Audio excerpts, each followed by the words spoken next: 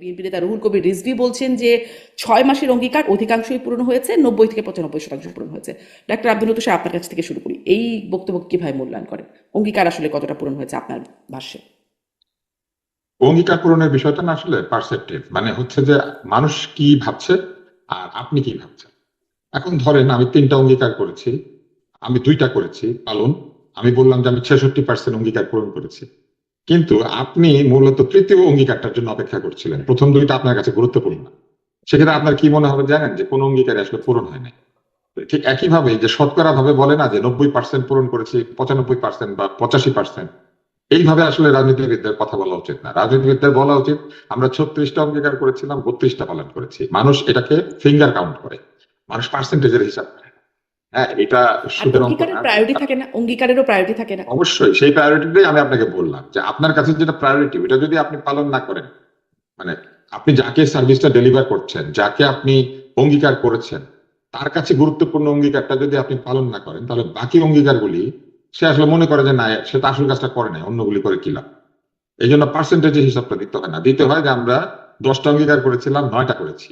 90%ই, কিন্তু 9টা বলতে হবে, বুঝছেন? এটা হচ্ছে মানুষকে বোঝানোর জন্য কমিউনিকেশনের একটা ল্যাঙ্গুয়েজ আছে। তাই আমি মনে করি যে পার্সেন্টেজে যে কথা বলাটা আমাদের রাজনীতিবিদরা শুরু করেছেন, এইটা একটা অসুবিধাজনক ব্যাপার, এটা তাদের করা উচিত না। এরপরে হচ্ছে বিএনপির মোটা দাগের অঙ্গীকার কি ছিল? বিএনপি মোটা দাগের অঙ্গীকার ছিল তারা ফ্যামিলি কার্ড চালু করবে, তারা গরিব মানুষের জন্য নানান ধরনের কার্ড চালু করবে, সেগুলি তারা করেছে।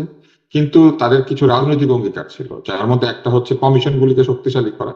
সেই কমিশন গুলিকে শক্তিশালী করার বিষয়টা 6 মাসের মধ্যে হয়ে যাবে বলে সবাই মনে করেছিল। যেমন ধরেন, সাধারণ নাগরিকের অধিকারের জন্য তথ্য কমিশনের অধিকারটা খুবই জরুরি, তথ্যের অধিকার।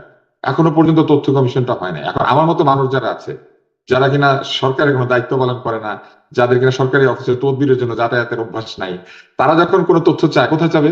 তারা একটা চিঠি দিবে এই সরকারি অফিসে এবং দিয়ে তথ্যটা চাইবে, এবং সেটা তথ্য অধিকার আইনে নোটিশ করবে। নোটিশ করলে একটা কপি তথ্য কমিশনে যাবে, এবং তথ্য কমিশনকে পরে অভিযোগ করতে পারবে যদি একটা নির্দিষ্ট সময়ের মধ্যে সরকারি দপ্তর সেই তথ্য না জানায়।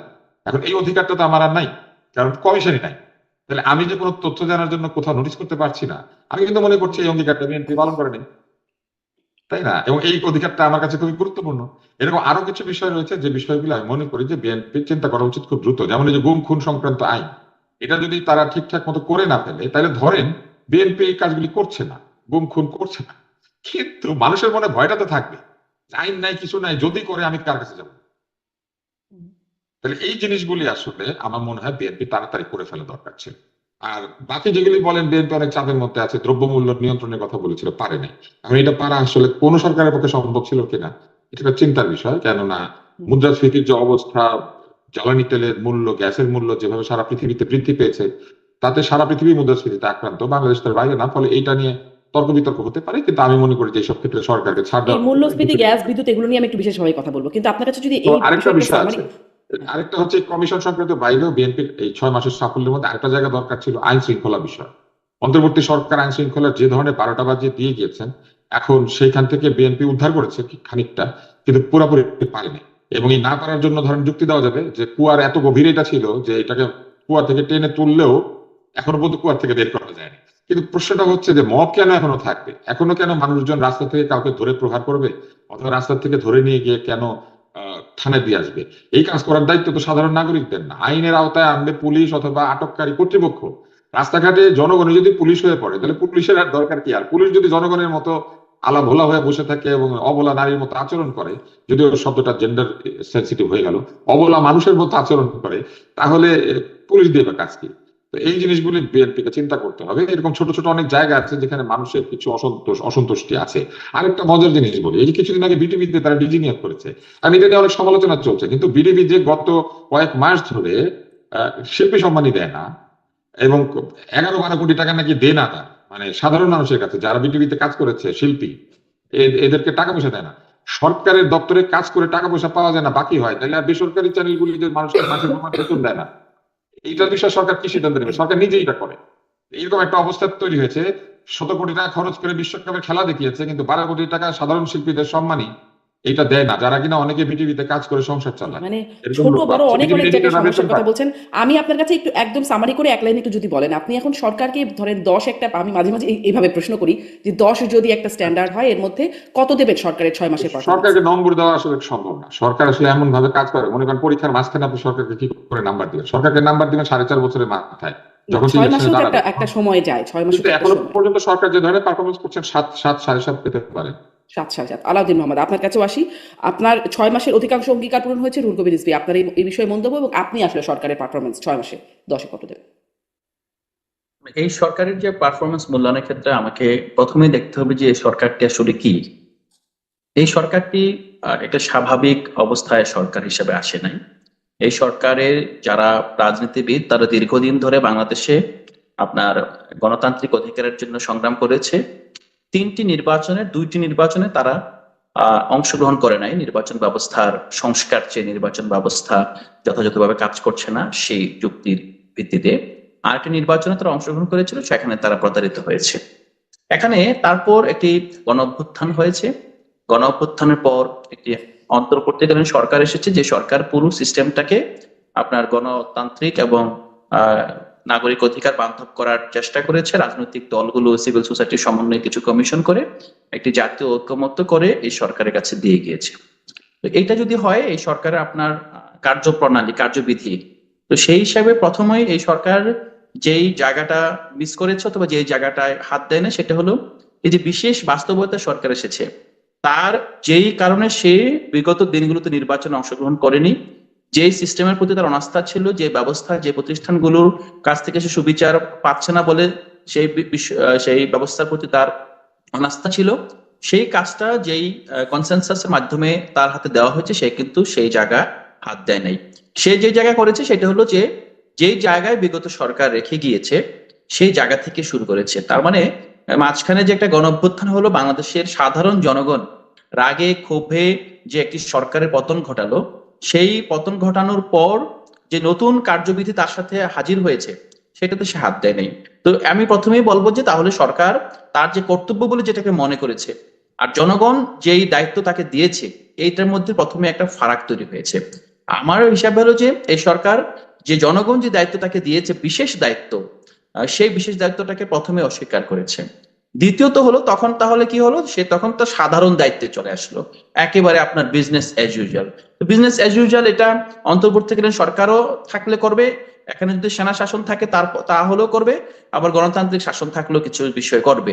এই বিষয়গুলো খুব স্বাভাবিক। তো এই বিষয়গুলোর উপর যদি আপনি আমাকে পারফরমেন্স বিচার করতে বলেন, তাহলে আমি বলবো যে এই বিষয়গুলো পারফরমেন্স, এই বিষয়ের উপর এই সরকারের বর্তমান পারফরমেন্স নির্ধারণ করা খুবই কঠিন হবে।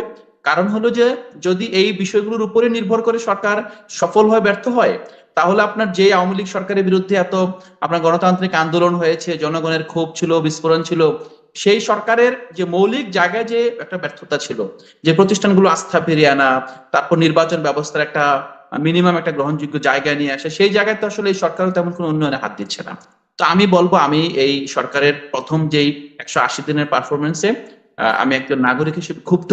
আমি মনে করি সরকারের উচিত এই নৈমিত্তিক কাজ, বিজনেস অ্যাজ ইউজুয়াল পারফরমেন্সের পাশাপাশি তাকে যে বিশেষ দায়িত্ব দেওয়া হয়েছে, বিশেষ দায়িত্বে সে মনোযোগ দিবে। কিছুটা ইতিমধ্যে তুষার ভাই বলেছেন, তুষার ভাই এটাকে ভেঙে ভেঙে বলেছেন। আমি বলবো এটা একটা প্যাকেজ।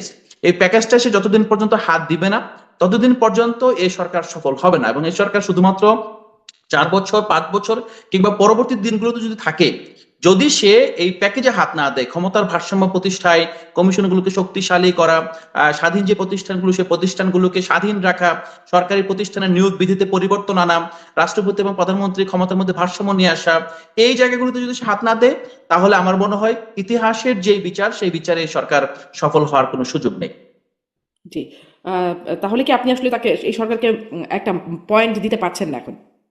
না, এই সরকার তো যে প্যারামিটারে পারফর্ম করছে বলে মনে হচ্ছে, এই প্যারামিটার গুলোকে প্রথমে আমি এখানে উল্লেখযোগ্য যে প্যারামিটার, সেগুলো সরকার বিবেচনায় আনছে না।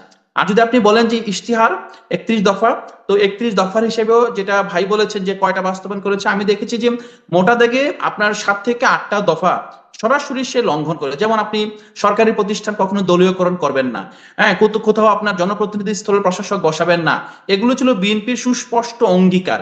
বিএনপি তো শুরুতেই, এটা তো আসলে 4 বছর সময় লাগবে না এই জিনিসটা আইডেন্টিফাই করতে। বিএনপি প্রথম যে কাজটা করেছে, প্রথমে সে অনির্বাচিত ব্যক্তিবর্গ দিয়ে এই প্রতিষ্ঠানগুলোকে দখল করেছে, এবং এখন সে ধীরে ধীরে প্রায় 350টা প্রতিষ্ঠানের প্রধান হিসেবে আইনের ফাঁকফোকরের মাধ্যমে আপনার সেই সংশ্লিষ্ট বিষয়ে অনভিজ্ঞ কেবলমাত্র দলীয় বিবেচনায় এই প্রতিষ্ঠানগুলো প্রধান নিয়োগ দিচ্ছে, যেটা তার ইশতেহারের সুস্পষ্ট লঙ্ঘন এবং তার অঙ্গীকারের প্রতি সুস্পষ্ট আলাউদ্দিন আপনার মোহাম্মদ, ধন্যবাদ। আপনার এই পয়েন্টটা নিয়ে আমি একটু ডক্টর আব্দুল লতিফের সাথে একটু কথা বলতে চাই, তবে আমি মূলত আসবো জনগণের যে সমস্যা, নাগরিক যে সমস্যা ইদানিং চলছে সেটা নিয়ে একটু বিশেষভাবে কথা বলতে চাইবো। কিন্তু ডক্টর আব্দুল লতিফ, এই যে অঙ্গীকার লঙ্ঘনের মধ্যে দলীয়করণের যে অভিযোগটা আসছে, এই প্রসঙ্গে আসলে আপনার কি মনে হয়, সরকার কি এই প্রসঙ্গগুলো ভাবছে, মানে কানে তুলছে এই সমালোচনাগুলো, নাকি পাতাই দিচ্ছে?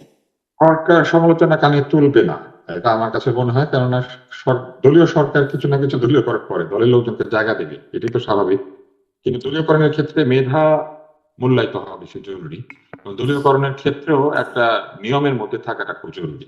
সেসব জায়গায় আমার মনে হয় কোথাও কোথাও ব্যত্যয় ঘটছে, এবং যে কারণে সমালোচনাটা শুরু হয়েছে। এই ব্যত্যয়ের একটা নমুনা হচ্ছে যে, আপনি যদি খোঁজ নেন তাহলে দেখবেন যে স্বাস্থ্য বিভাগে প্রচুর ক্লিনিশিয়ান বা ক্লিনিক্যাল পার্সনকে প্রশাসনিক পদে নিয়োগ দেওয়া হচ্ছে বিভিন্ন প্রতিষ্ঠানের উপপরিচালক, পরিচালক পদে। এরা সব ক্লিনিক্যাল ডক্টরস, অথচ প্রশাসনিক পদে বহুদিন কাজ করা বহু চিকিৎসক তারা কিন্তু বসে আছেন ওএসডি হয়ে কিংবা অন্য কোনো পদে তারা গিয়েছেন। তো এই জিনিসগুলো হচ্ছে না হলে ভালো হতো। নিজের দলের লোককে জায়গা দিবেন তো, নিজের দলের প্রশাসনিক লোক আছে না, তাদেরকে দিলেই ভালো হতো, কারণ তাদের তো প্রশাসনিক অভিজ্ঞতা আছে। তারা বহু বছর প্রশাসনে, স্বাস্থ্য প্রশাসনে কাজ করার কারণে তাদের বিভিন্ন ধরনের ট্রেনিং করা রয়েছে। আর সব লোক তো আওয়ামী লীগের না, আওয়ামী লীগের বাইরেও এরকম লোক রয়েছে। অনেকেই বলবেন যে না, গত 17 বছরে সব আওয়ামী লীগের লোক এইসব পদে ছিল।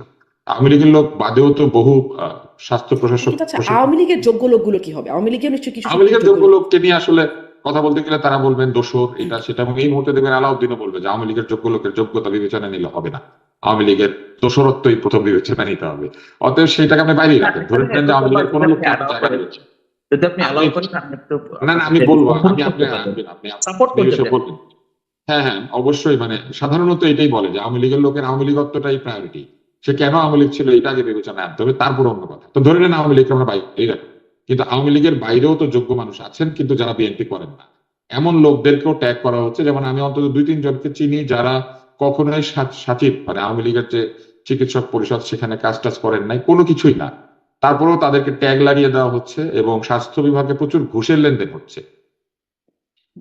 স্বাস্থ্য মন্ত্রণালয়ে ওরা বিভিন্ন জনকে ফোন করেন, চিকিৎসকদেরকে, এবং ফোন করে তারা বলেন যে পদায়নের জন্য যারা ওএসডি হয়ে আছে, যে আপনি যদি ভালো পদ চান অথবা পদে যেতে চান, অনেকদিন যাবত ওএসডি হয়ে আছেন, কিছু পয়সা খরচ করেন তাহলে ভালো পদে পাবেন, অথবা যারা ট্রান্সফার পোস্টিং চাইছেন তাদেরকে একইভাবে ওরা যোগাযোগ করেন, এবং যোগাযোগ করে তারা 5 থেকে 7 লক্ষ টাকা থেকে শুরু হয় এবং আরো অধিকতর টাকা পয়সার লেনদেন হয়।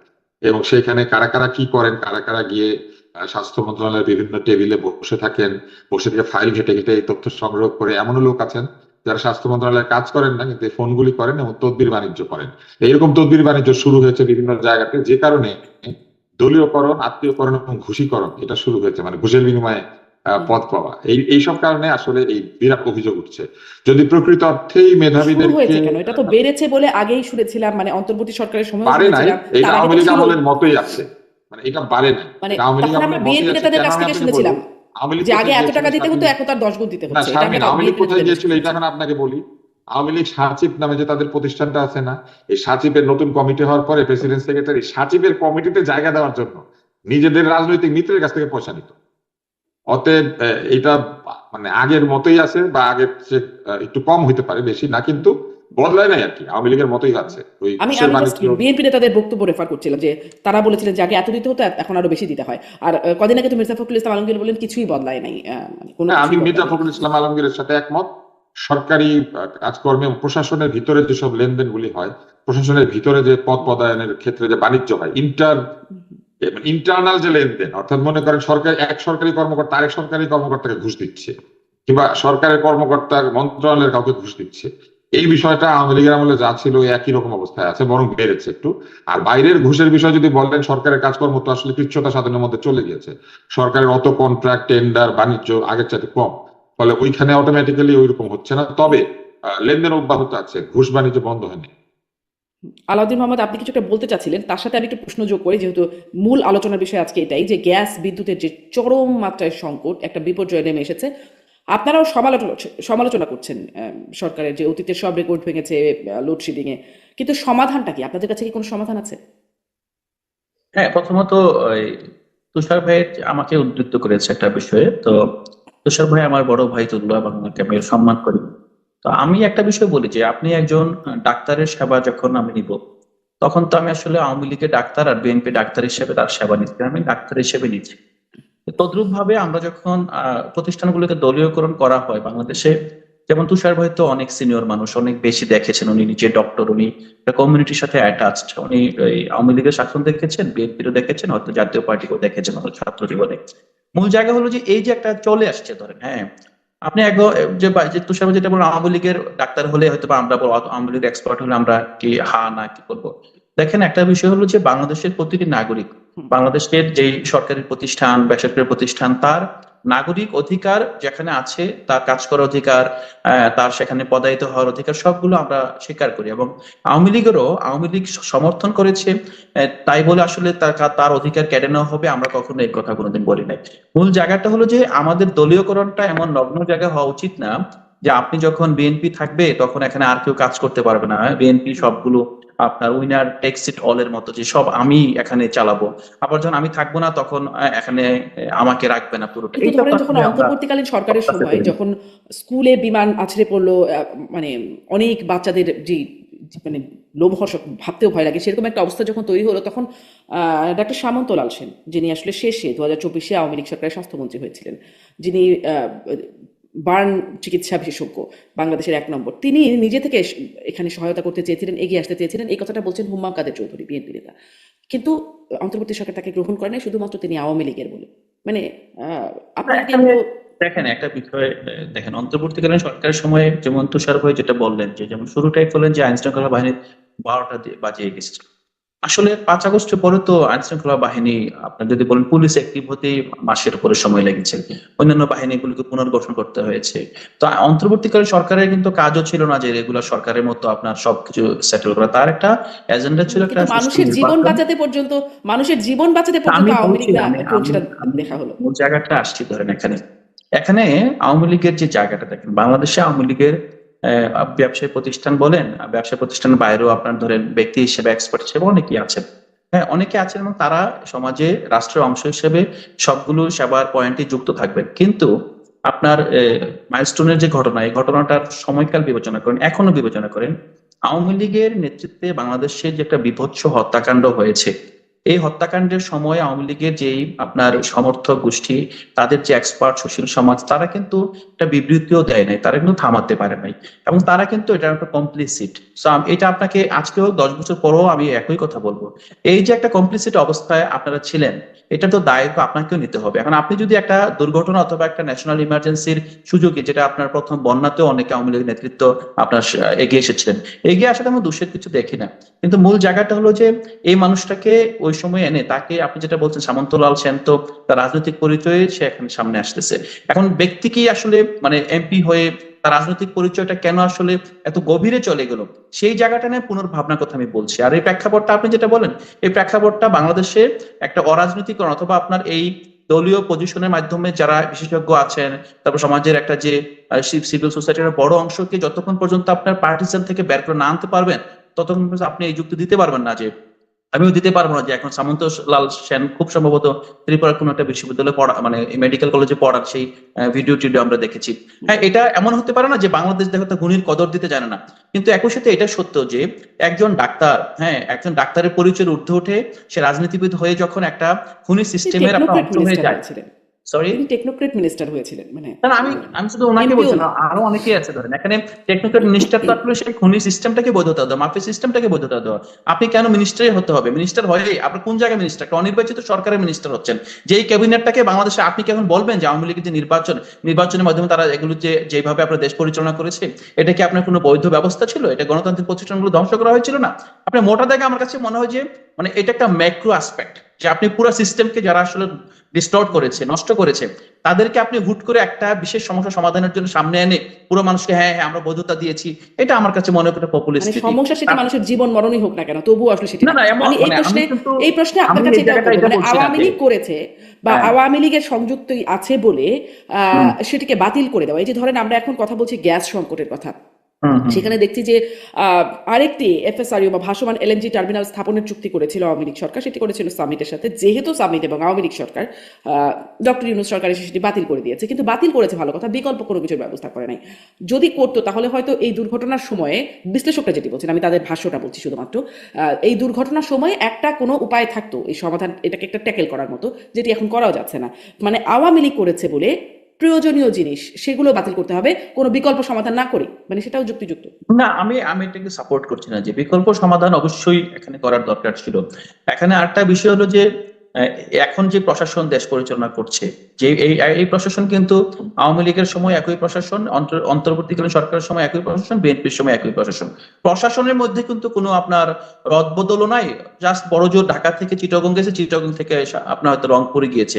প্রশাসনের যে অথবা আমলাতন্ত্রের যে নেচার সেটা তো পরিবর্তন হ্যাঁ, হয় নাই। অনেককে চাকরিচ্যুত এবং করা হয়েছে, অনেকে চাকরিচ্যুত করা না হয়েছে, এটা খুবই মিনিমাম, ধরেন এটা ভূতাবেক্ষণ আনা হয়েছে, চাকরিচ্যুত জি। অনেককে করা হয়েছে, বিএনপি সরকার এসে যাদের 25 বছর হয়েছে তাদেরকে আপনার বাধ্যতামূলক অবসর দিয়েছে।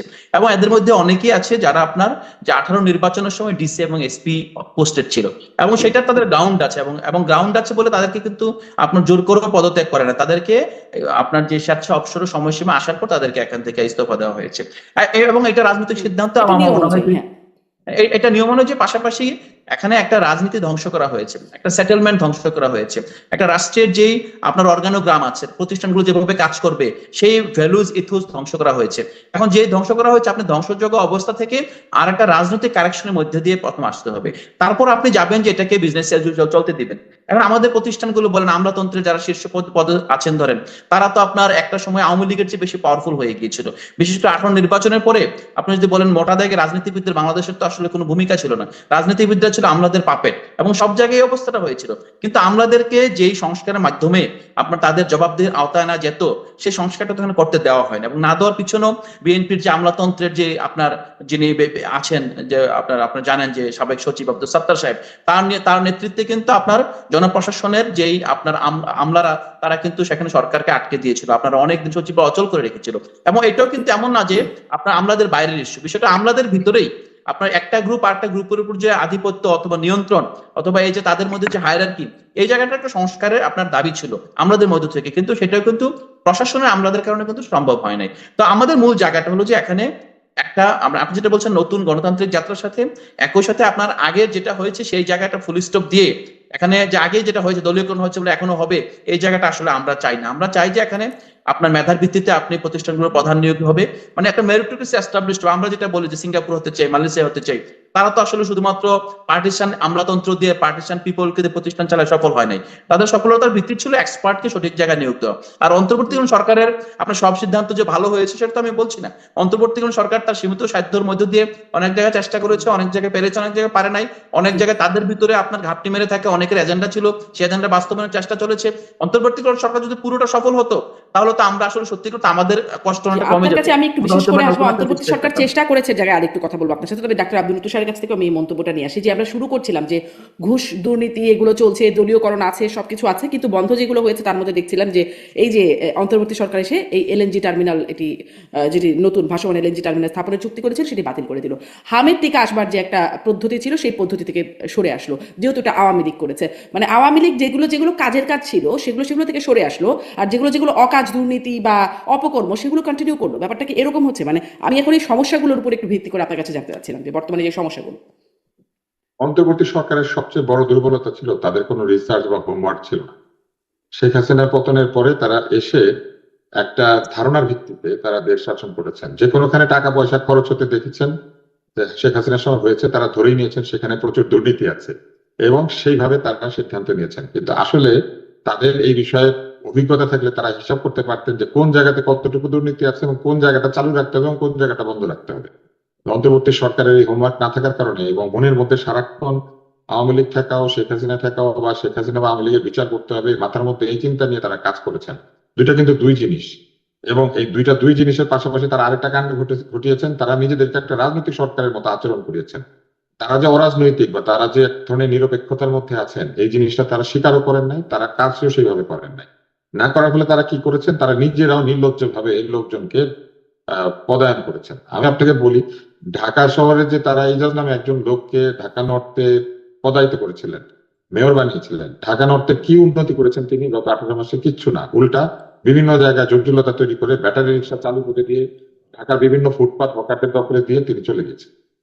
এবং আমার বাড়ির কাছে জায়গার কথা আমি বলতে পারি, মিরপুর মাজার থেকে মিরপুর 1 নম্বরে চক্কর পর্যন্ত যে রাস্তাটি রয়েছে সেই রাস্তাটিতে 3 সারি হকার বসানো হয়েছে এবং এখন 4র্থ সারি বসেছে আবার। আর বিএনপি সেটা বন্ধ করে না, উল্টা বিএনপি সারি যুক্ত হয়েছে। তো এই যে অবস্থাটা তৈরি করা হয়েছে, সেখানে 100 ফিটের চেয়ে অধিকতর প্রশস্ত একটি রাস্তায় 15 ফিট জায়গা নাই গাড়ি চলাচল। তো এরকম একটি অবস্থা তৈরি করেছেন তারা। তো এজাজ কি করলেন আসলে? এজাজ উনি নাকি নদী বিশেষজ্ঞ, নদীরও কোনো উন্নতি তিনি করেন নাই। ওনার সময় ঢাকার আশেপাশের কোনো জলাভূমি পরিষ্কার হয়েছে এরকম কিছু নাই, উল্টা পরিবেশ মন্ত্রী, আপনাদের মনে আছে নিশ্চয়ই, বাংলাদেশে তো এক্সকাভেটরকে ভেকু বলে, লোকজন অদ্ভুত দান দেয়। তো ভেকু নামক যে যন্ত্রটি বাঙালির আবিষ্কার করেছে, সে ভেকুর উপরে লাল গালিচা বিছিয়ে 7 জন না 8 জনকে উঠে বসে একটা জলাশয় পরিষ্কার করতে গিয়েছিলেন। এই ধরনের কাণ্ড কারখানা তারা করেছেন রাজনৈতিক সরকারের মধ্যে, এক ধরনের জনপ্রিয়তার পিছনে ছুটেছেন। ক্রীড়ামন্ত্রী আইনমন্ত্রীকে সাথে নিয়ে ফুটবল খেলতে। তো বাংলাদেশের ফুটবলের কি বিরাট উন্নতি ক্রীড়ামন্ত্রী ঘটিয়ে গিয়েছিলেন, এটার কোনো হিসাব নাই। উল্টা বাংলাদেশ ইন্ডিয়াতে যাতে ক্রিকেট খেলতে যাইতে না পারে সেই ব্যবস্থা করেছিলেন। এইগুলি তো তারা করতেন অন্তর্বর্তী সরকার। অন্তর্বর্তী সরকার নিজেও কিন্তু এই দলীয়করণ আত্মীয়করণ এর বাইরে ছিলেন না। ইউনূস সাহেব তার প্রেস উইংয়ে নিজের ভাইয়ের ছেলেকে দিলেন। ইউনূস সাহেব তার সহকারী হিসেবে নিয়োগ করলেন গ্রামীণ সেন্টার, ইউনূস সেন্টারে কাজ করেছে এরকম লোকদেরকে, যেন বাংলাদেশের সকল মেধা ওনার ইউনূস সেন্টারের মধ্যে ছিল। ইউনূস সাহেবের সাথে যাদের পরিচয় হয়নি তারা মেধাবী না, ইংরেজি ভালো করে জানে কি জানে কিন্তু না। ডক্টর ইউনূস অল্প সময়ের জন্য আসছে, উনি ওই মেধাবীদেরকে খুঁজে বের করবেনই বা কি করে? তার কাছে যাদেরকে চেহারা দেখে চিনেছেন, আত্মীয় স্বজন আছে, তাদেরকে তিনি দিয়েছেন, এরকম একটা কথা সম্ভবত বলে। ইউনূস সাহেব মেধা কিভাবে খুঁজে বের করবেন? মানে যদি চেনা লোককে খুঁজে বের করেন তাহলে শেখ হাসিনা তোর আত্মীয়দেরকে চিনে, তাদেরকে বসাইতো। তাইলে আর শেখ হাসিনার সাথে তার তফাৎ কি হলো? শেখ হাসিনাও তাহলে খুঁজে বের শেখ হাসিনার তো একটা করবেন। দীর্ঘ রাজনৈতিক এত বড় ব্যাকগ্রাউন্ড আছে। পরিবার, ওনার বাগেরহাট থেকে বরিশাল, বরিশাল থেকে গোপালগঞ্জ পর্যন্ত পরিবার ঠিকানা সীমানা নাই। তো শেখ হাসিনা তার পরিবারের লোকজনকে চিনে বসাইছে, তাহলে আর শেখ হাসিনার দোষ কি হইলে বুঝছেন না? তাহলে ইউনূসের দোষ তো দিতে হবে। ইউনূস সাহেবের ওই ইউনূস সেন্টারের বাইরে সকল মেধাবীকে উনি ইউনূস সেন্টারে চাকরি দিয়েছিলেন। ব্যাপারটা কি এরকম? ইউনূস সাহেব যাদেরকে চিনে, যাদের সাথে বিভিন্ন জায়গায় দেখা হয়েছে, যারা ওনার সোশ্যাল বিজনেসে ঢোল বাজাইছে, তাদেরকে উনি নিয়োগ দিচ্ছেন। তো এইটাই তো ছিল নতুন বন্দোবস্ত। তো ওই দলীয়করণ তো উনিও করেছেন। উনি কোন দলীয়করণ করেন নাই? বলেন ইংরেজি ভালো করে জানে না এমন লোককে ইংরেজের দেশে নিয়োগ দিয়ে দিয়েছেন, এআই দিয়ে সমস্ত লেখা ট্রান্সলেট করে, সেরকম একজন লোককে তিনি নিয়োগ দিয়েছেন বিভিন্ন জায়গায়। শরীফ ওসমান হাদির ভাইকে নিয়োগ দিয়ে দিয়েছেন বার্মিংহামে। ওনার বিশ্ব পররাষ্ট্র বিষয়ক অনেক অভিজ্ঞতা রয়েছে, তাই না? এমন একটা সেন্সিটিভ জায়গায়, বাংলাদেশের সবচেয়ে গুরুত্বপূর্ণ একটা দেশ যেখানে প্রচুর প্রবাসী আছে, সেরকম একটা জায়গায় উনি তাদেরকে নিয়োগ দিয়েছেন। তো এগুলো তো উনিও করেছেন। রাজনৈতিক নেতাদের মতো মিথ্যা মিথ্যা বক্তব্য দিয়েছেন। জাপানে নাকি 1 লক্ষ কেয়ার গিভার চলে যাবে এরকম কথা বলেছেন। তারপরে বলেছেন লক্ষ লক্ষ দরখাস্ত করে, কি বলেন নাই? জবের বন্যা, এমুকের বন্যা, তমুকের বন্যা, প্রেসার গ্রুপ, চৌবাচ্চা থিওরি, ডাস্টবিনের মধ্যে ছবি লাগানো, কি কাজ করেন না? এগুলো কি অন্তর্বর্তী সরকারের কাজ ছিল নাকি? সেগুলো করেছেন না। অতএব অন্তর্বর্তী সরকার আগের সরকারের চাইতে খুব যে ভালো চালিয়েছে ব্যাপারটা তা নয়, বরং অনেক ক্ষেত্রে তাদের কাছে যে প্রত্যাশা ছিল সাধারণ নিরপেক্ষতা, মেধার প্রতি সুবিচার করা, সেগুলোর কোনোটাই তারা করেন না। ওনারা এই যে, আমি বাংলাদেশ টেলিভিশনের প্রসঙ্গে আসেন, যাকে ডিজি নিয়োগ দিয়েছিলেন তিনি একটা অথর্ব লোক। এই অথর্ব লোক দিগন্ত টিভিতে একসময় কাজ করতেন, এবং এই অথর্ব লোকের অথর্বতা এমন এক পর্যায়ে ছিল, জীবনে প্রথম আমি একটা কুইজের প্রোগ্রামে গিয়েছিলাম ক্লাস 7-এ থাকতে। ওই কুইজ প্রতিযোগিতার অনুষ্ঠানটার প্রডিউসার ছিলেন এই অথর্ব ডিজি মাহবুবুল আলম। মাহবুবুল আলমকে তারা নিয়োগ দিলেন কোন যোগ্যতার ভিত্তিতে? এই যোগ্যতার ভিত্তিতে আমি আপনাকে বলি, প্রথম দিন টেলিভিশনে গিয়ে আমি দেখলাম যে উনি আমাদেরকে 10টায় যেতে বলেছিলেন, ওনার অনুষ্ঠান শুরু হয়েছিল বিকাল 5টায়। না খেয়ে 3টা স্কুলের ছাত্র সারাদিন বসেছিল, কারণ ওনার উচিত যোগ্যতা ছিল না বলার মতো যে তোমরা কিছু খেয়েছো নাকি খাও নাই। এই লোক প্রডিউসার অবস্থায় এত অথর্ব ছিল। সেই লোক চাকরিতে এক সময় টেলিভিশনে ডিডিজি হয়েছিল। এই কারণে তিনি এক পর্যায়ে দিগন্ত টিভিতে কাজ করেছেন, তারপরে এক সময় তিনি আবার ডিজি হয়ে ফেরত এসেছেন। ইউনূস সাহেব তো এগুলাই করেছেন। মানে সব জায়গাতেই আওয়ামী লীগ তাকে অপছন্দ। আপনি একটুখানি কথা বলছিলেন তাকে যোগ্যতার ভিত্তিতে, মানে তিনি যথেষ্ট যোগ্য এই পদের জন্য। কাকে যোগ্যতার ভিত্তিতে ইউনূস সাহেব নিয়োগ করেছিলেন এরকম? আমি বর্তমানের কথা বলছি, আমি বর্তমান সময়ের কথা বলছি, মানে বর্তমানের জায়গায় আসি, তাহলে কোনো কিছু তো বদলায় নাই। বরং বর্তমানকে আমি দোষী করতে পারি না এই জন্য যে বর্তমানের লোকজন তো তাদের দলীয় সমর্থকদেরকে বিভিন্ন জায়গায় নিয়োগ দিবে, ফলে তারা হয়তো অভিজ্ঞতা বিবেচনায় নিয়েছে, কিংবা তারা তাদের সবাই করে, তাহলে বর্তমানকে কেন দোষ দিবেন না? কিন্তু ইউনূস সাহেবের তো এটা করার কথা ছিল না। আপনি মনে করেন যে কিনা গুইসা তার চামড়ার দাম বেশি, আর যে কিনা মনে করেন কেউটে সাপ তার বিষের দাম বেশি। এখন যে গুই সাপ হয়ে এসেছে এবং বলেছে যে আমি পরিবেশ বাঁচাই, আমি গুই, আমি হচ্ছে ভালো সাপ, আমি কামড়াই না, এখন গুই যদি আচরণ করে কেউটে সাপের মতো, তাহলে তো হবে না। রাজনৈতিক দল মনে করেন কেউটে, তো কেউটে কেউটের মতো চলছে, তাতে তো কোনো অসুবিধা নেই। ওটা নিয়ে তো আমাদের মাথা ব্যথা নেই, এই অর্থে যে রাজনৈতিক দল এরকমই হয়। কিন্তু আপনি যদি মনে করেন যে যে কিনা এসে বলেছে যে আমি হচ্ছে কাঁঠাল গাছ, কিন্তু সেখানে ধরেন ধরেছে হচ্ছে তেঁতুল, তো তাহলে মুশকিল না? ইউনুস সাহেব তো নিজেকে কাঁঠাল গাছ দাবি করেছেন, তাই না? জাতীয় জি, আমি জাতীয় আমি এই জাতীয় প্রশ্নটাই বীর, আমি একটু উনি আলাউদ্দিন জাতীয় মোহাম্মদকে বীর, উনি নোবেল পেয়েছেন, উনি বাংলাদেশকে ঋণ দিয়ে উদ্ধার করেছেন, উনি বাংলাদেশের সবচেয়ে জনপ্রিয় কি বলে আন্তর্জাতিকভাবে সবচেয়ে পরিচিত ব্যক্তি, এইগুলোই তো বলে বলে ওনাকে আনা হয়েছে। তো উনি মিশা কথা বলে কেন? রাজনীতিবিদরা মিশা কথা বলবে, উনি কি মিশা কথা বলার লোক? কিন্তু ওনার তো মিশা কথা ডকুমেন্টেড। জি, আর ইউনুসের আমি সমালোচনা করলে কি হবে আলাউদ্দিন জানেন? মোহাম্মদের কাছে একটু আমি শুনি। নাকি খালি ইউনুসেরই সমালোচনা করি, কিন্তু প্রবলেমটা অন্য জায়গায়। দলীয়করণ মুক্ত করার কথা কারা বলেছিল? বৈষম্য দূর করার কথা কারা বলেছিল? হাসিনা কেন বলেছিল। বিএনপি সরকারও তো বলেছিল, না সরকার বলে নাই, যখন আওয়ামী লীগ এইবার আসে, ক্ষমতায় ছিল হাসিনা তখন বলেছিল, বিএনপি হাসিনা তো শক্তভাবে বলে বলতো নাই। দলীয়করণের আসে বিষয়ে। বিএনপি সরকার কি বলেছিল, এটা পরে আসি। বিএনপি কি বলেছিল? হাসিনা বলেছিল দলীয় মুক্ত করবে, আর বিএনপি কি বলেছিল দলের লোকে নিয়োগ দেবে না, বিএনপি বলেছে যোগ্য লোকে বসাবে। কারণ বিএনপি কিন্তু ইজিলি বলতে পারে স্পষ্ট তো হাসিনার মনে মতো করে যে দলীয়করণের আমার দল, বিরোধিতা বলেছে, আমি শেষ প্রশাসন করি, সবখানে আমি দলীয়করণের শেষ করি বিরোধিতা। শারমিন, আমার কথা শেষ হয় নাই। বিএনপি বলতেই পারে যে আমার দল এত বড়, আমার দলে বহু যোগ্য লোক আছে এবং সেই সব যোগ্য লোককে আমি দিচ্ছি, এটাকে দলীয়করণ হিসেবে দেখলে হবে না। কিন্তু ইউনুস সাহেবের দল এত বড় নাকি যে উনি নিজের দলের লোককে খালি নিয়োগ দিয়েছে? হুম। এই জন্য আমরা ইউনুসের সমালোচনা করি। ইউনুসের সমালোচনা এই জন্য করা হয় যে আপনি যদি হাসপাতালের বাইরে দালাল আপনাকে হাসপাতালে ভর্তি করায়, দালালের দোষ হয় না, ভুল চিকিৎসার জন্য ডাক্তারেরই দোষ হয়। হুম, হুম। জি, মানে কারণ তাহলে আর ডাক্তার আওয়ামী লীগেরই বা এত প্রতিদিন সমালোচনা কেন? চিকিৎসা আওয়ামী করে। লীগও তার দলের লোকজনকে দিয়েছিল নিয়োগ। আওয়ামী লীগ তো আমি একটু সমস্ত দলের লোকজনকে দিয়েছে। আলাউদ্দিন আওয়ামী মোহাম্মদের লীগ কাছ থেকে শুনে তাকসিম আবার নামে, আপনার কাছে আসছি। তাকসিম নামে একটা ইডিয়েট, একটা অপদার্থকে ওয়াসার এমডি বানিয়ে বছরের পর বছর রেখে দিয়েছিল। তাকসিমের যোগ্যতা কি ছিল?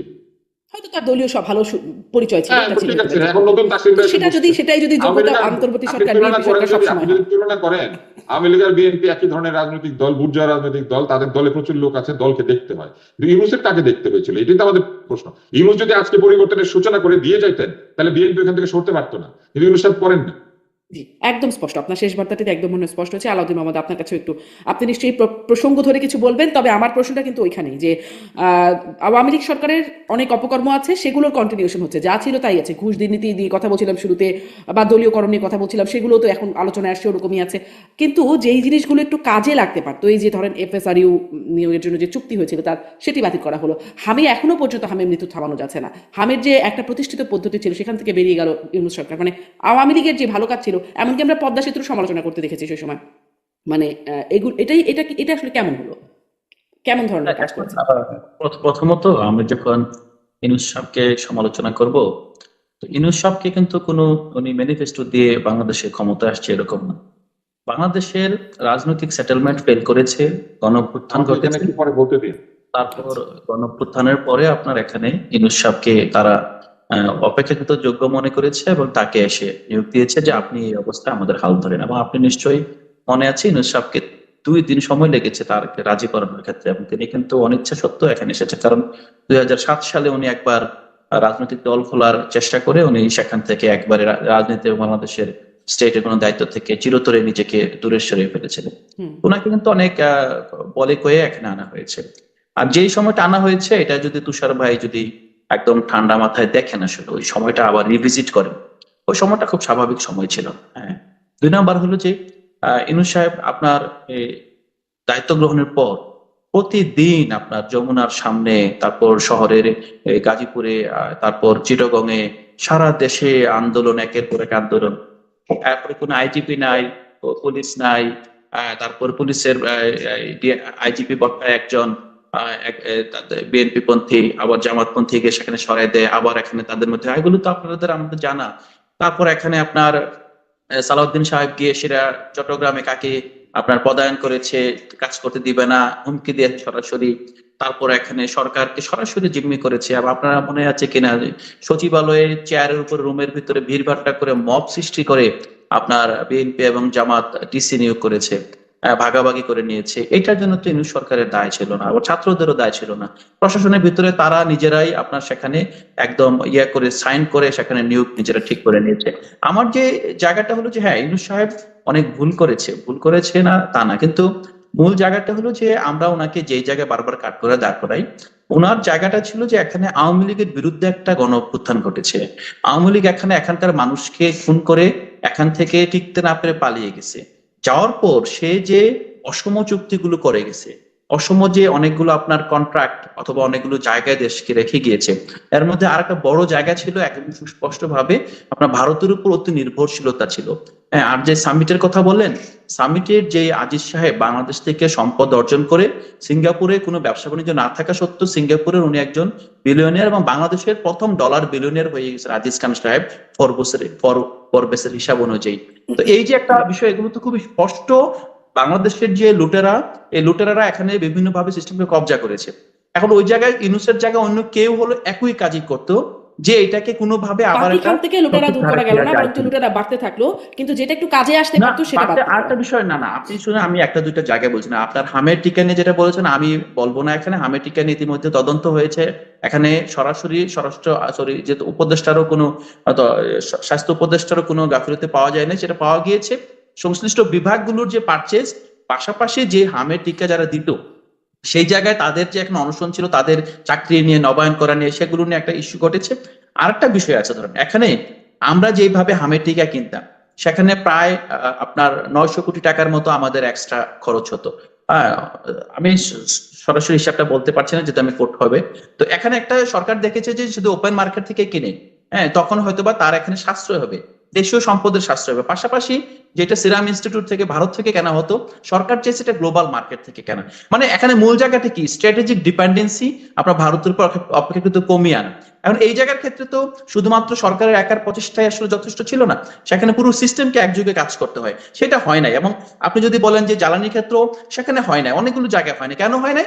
কারণ বিএনপি ইতিমধ্যেই রাষ্ট্রে একটা বড় অংশ দখলে নিয়েছে, জামাত দখলে নিয়েছে, অন্তর্বর্তীকালীন সরকার একটা বড় অংশ পাপেট সরকার হিসেবে টিকেছিল।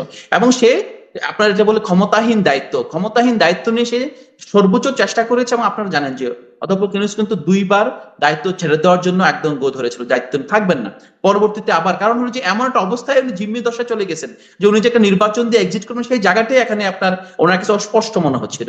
সেই প্রেক্ষিতে উনি অনেকটা সামহাও আপনার কাজ কমিয়ে এনে নির্বাচন কিভাবে দেওয়া যায় সেদিকে গিয়ে, লন্ডনে গিয়ে বিএনপির সাথে আপনাকে আন্ডারস্ট্যান্ডিং করে এখান থেকে নির্বাচন দিয়ে উনি বের হয়ে গিয়েছেন। এখন আমরা যদি অন্তর্বর্তীকালীন সরকারকে যত বেশি আপনার নাস্তানাবুদ করি, আমাদের কিন্তু যে বলেন যে আকাশের দিকে আপনার ময়লা ফেলে নিজের ঘাড়ে আসে।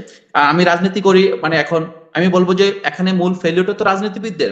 অন্তর্বর্তীকালীন সরকারের জায়গায় কেন আসলে জাতীয় সরকার হলো না, কেন এখানে বিএনপি খোলামেলা ভাবে, জামাত খোলামেলা ভাবে, অন্যান্য দল খোলামেলা ভাবে সরকারে জয়েন করলো না, না করে সরকারকে দুর্বল রেখে অন্তরালে কেউ প্রশাসন দখল করেছে, কেউ বিশ্ববিদ্যালয়ের পজিশন দখল করেছে। এটার মাধ্যমে যেটা হয়েছে, মূলত রাজনীতিবিদরা তাদের স্বার্থের কাছে বাংলাদেশের জনগণের যে আকাঙ্ক্ষা ছিল, যে একটা পরিবর্তন আকাঙ্ক্ষা, সেই আকাঙ্ক্ষাটাই এখানে সঁপে দিয়েছে। আর অন্তর্বর্তীকালীন সরকারের হ্যাঁ দুর্বলতা ছিল, মানবীয় দুর্বলতা ছিল, এখানে তাদের যে সহযোগিতা পাওয়ার কথা ছিল সেই সহযোগিতা পায় নাই। পাশাপাশি ধরেন আমরা যারা আপনার গণঅভ্যুত্থানের ছাত্র নেতৃত্বের সাথে এখন রাজনীতি করছি, আমরাও ফিল করি হ্যাঁ, যদি আপনার অন্তর্বর্তীকালীন সরকার সফল হতো এবং তাদের যে মানবীয় দুর্বলতা অতিক্রম করতে পারতো, হয়তোবা আমরা আসলে আরো অনেকগুলো জায়গায় ইভেন আমরাও নিজেরাও বেনিফিটেড হতাম, মানে বৈধভাবে বেনিফিটেড হতাম, যদি প্রতিষ্ঠানগুলোকে লেভেল প্লেইং ফিল্ডের জায়গায় নিয়ে এসে যেতে পারতো। নির্বাচন থেকে যদি দুর্বৃত্তপনা, কালো টাকার আপনার এবং মাসলের যে শক্তির জায়গা থেকে বের করে নিয়ে আসতে পারতো, তাহলে কিন্তু আমরা সবচেয়ে বেশি উপকৃত হতাম। এই সমালোচনাটা আমরা রাখি, কিন্তু এটার মাধ্যমে বর্তমান মানে হয়েছে, যেমন অবলীলায় যেটা নূর ভাই বলে ফেলছেন, তুষার ভাই বলে ফেলছেন যে হ্যাঁ কি সমস্যা, অনেক সমস্যা, কারণ মানুষ তো পরিবর্তন চেয়েছিল। হ্যাঁ, এখন অন্তর্বর্তী সরকার, আমি বলি অন্তর্বর্তী সরকার আমি সরকারই মনে করি না, এটা একটা আপনার 10, 15, 17 জন উপদেষ্টার এটা একটা টিম। এই টিমটার কাজ হলো একটা সরকার এখানে পতন ঘটেছে, একটা সরকার আসার পথের জন্য একটা নির্বাচন করে দেওয়া যাওয়া। কারণ এইটার ভিতরে আপনি মনে হচ্ছিল না বিচার সংস্কার এগুলো তো ছিল প্রায়োরিটি, বিচার সংস্কারের নির্বাচন আপনি এটা শুরু করতে হবে না, আপনি জাস্টিসের জায়গাটা শুরু করতে হবে না, সংস্কারের যে ঐকমত্য জায়গা। আপনার কি মনে হয় যে বাংলাদেশে এই প্রথমবারের মতো রাজনৈতিক দলগুলো মিলে যে অনেকগুলো কমিশন গুলোকে একসাথে করে আপনার একটা কনসেনসাস আসলো, এটাও তো একটা বড় অর্জন। আপনি যদি আমরা বাস্তবায়ন করতে পারি, এটা তো আপনি কখনো এটা খাটো করে দেখতে পারবেন, এটা সব রাজনৈতিক দলের জন্য, জনগণের জন্য একটা অর্জন। কিন্তু আমরা সেই জায়গায় যাচ্ছি না, আমরা কিন্তু বারবার পিছন ফিরে যাচ্ছি, ও এটা করে নাই, ও এটা করে নাই। সো এখন কনসেনসাসে অনেক উল্টাপাল্টা হয়েছে, অনেকের প্রতারণা ছিল, অন্তর্বর্তী সরকারের প্রতারণা ছিল, একদল দাবি করে, একদল বলছে বিএনপির প্রতারণা, মানে সরকার আমি একটা বিষয় বলি, অন্তর্বর্তীকালীন সরকারটা মূলত এটা একটা প্যাসিভ সরকার, এটা অ্যাক্টিভ সরকার না। কারণ এই সরকারে কেউ অ্যাসার্ট করে ম্যানিফেস্টো দিয়ে দায়িত্ব নিতে আসে নাই। একটা এমন অবস্থা ছিল, এই সরকারের রাজনীতিবিদরা ব্যর্থ হয়েছে, পলিটিশিয়ান ব্যর্থ হয়েছে, সিস্টেমে সবাই ব্যর্থ হয়েছে, তাদেরকে হাতে পায়ে ধরে এনে ভাই এখন আমাদেরকে একটা গণতান্ত্রিক ট্রানজিশন রাস্তা দেখাই দাও। আমি একদম সিম্পলি ওইভাবেই দেখি। এই জন্য আমি বিএনপি বলেন আর আওয়ামী লীগ বলেন, তাদের কারোর সাথে অন্তর্বর্তী অবস্থাকে দেখবো না। এটা দুই সরকারের মাঝামাঝি সময়, আপনি ওর কাছে এত কিছু কেন চাচ্ছেন?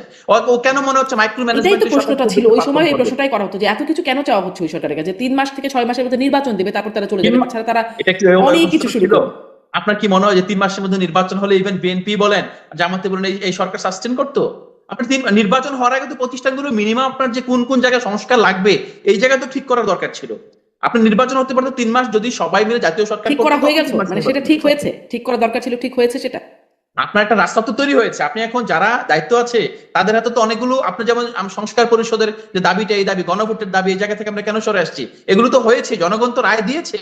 আপনি এই বাস্তবায়ন তো শুধুমাত্র কোনো দলীয় সরকারের জন্য না, এগুলো তারপর কি বাংলাদেশের হলো, মানে আপামর কি জনগণের তো হয়েছে, দাবি। এগুলো আপনি যোগফলটা কি দেখেন, মানে সে সমাধানে সে রেজাল্টটা কি দেখছেন? রেজাল্ট খুবই পজিটিভ। পজিটিভ এই জায়গায়, বিএনপি ধরেন যদি ফেলও করে, বিএনপি ধরেন এগুলো করলো না, ভালো কথা করলো না, বাট বিএনপি যে করলো না, বিএনপি যে আপনার এই সংস্কারের যে আপনার কনসেনসাস ছিল সেটা বাস্তবায়ন করলো না, সেই যে চার্টারে সাইন করছে সেটা করলো না, ম্যানিফেস্টোতে সাইন করছে সেটা করলো না, এগুলো তো আগামী দিন জনগণের জন্য জমা থাকবে। এটা তো এত সহজ না আসলে। মানে আসলে একটা ধারা ছিল, যেমন শেখ হাসিনা একটা ধারা ছিল, জি। সেটা একটা ভিন্ন ধারা।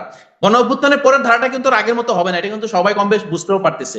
তো এই প্রেক্ষিতে আমি মনে করি যে কোনো কিছু শেষ হয়ে যায় নাই, বরং সরকার যে এই দাবি থেকে সরে আসছে, দূরে আসছে, এটাও ইন্ডিকেটর যে বুঝতে তো পারতেছে যে সরকার দূরে চলে আসছে। সো সরকারের প্রতি ওই চাপটাও কিন্তু অব্যাহত আছে, থাকবে। তো এবং এতটুকু মানে at the end সাধারণ কিন্তু মানুষের মতো জনগণ বোকার মতো বেরিয়ে একটা আসবে। প্রশ্ন, একটা বোকার মতো প্রশ্ন করে তারপর আমি ডাক্তার আব্দুল লতিফের কাছে যাবো যে মানে ধরেন মানুষের যখন গ্যাস নাই, বিদ্যুৎ নাই, চাকরি নাই, ছাঁটাই হচ্ছে, বাজারে দ্রব্যমূল্য এত বেশি, তখন আসলে চার্টারই কি ছিল সেটাও মানুষের মনেও নাই, সেই চার্টারে সাইন করে নাই, এই জন্য আসলে সেটার জন্য মানুষের রিয়াকশনটা কতটুকুই বা হবে, বা সেটা নিয়ে মানুষ কতটুকু বসে থাকবে।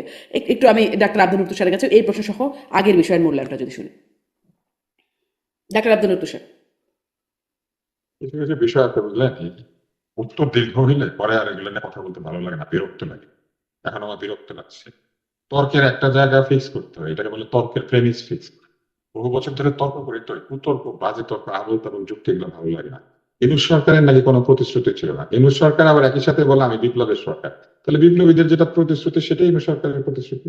ইউনূস সরকারের প্রেস সচিব এসে বলতো যে ওনাদের সব ম্যান্ডেট আছে। তো যাদের সব ম্যান্ডেট আছে তাহলে তাদের সব কাজ করার অধিকারও আছে, তারা সব কাজে হাতও দিয়েছিলেন, তাহলে কোনটা কোনটা পারেন নাই সেটা সমালোচনা হবে না? হবে।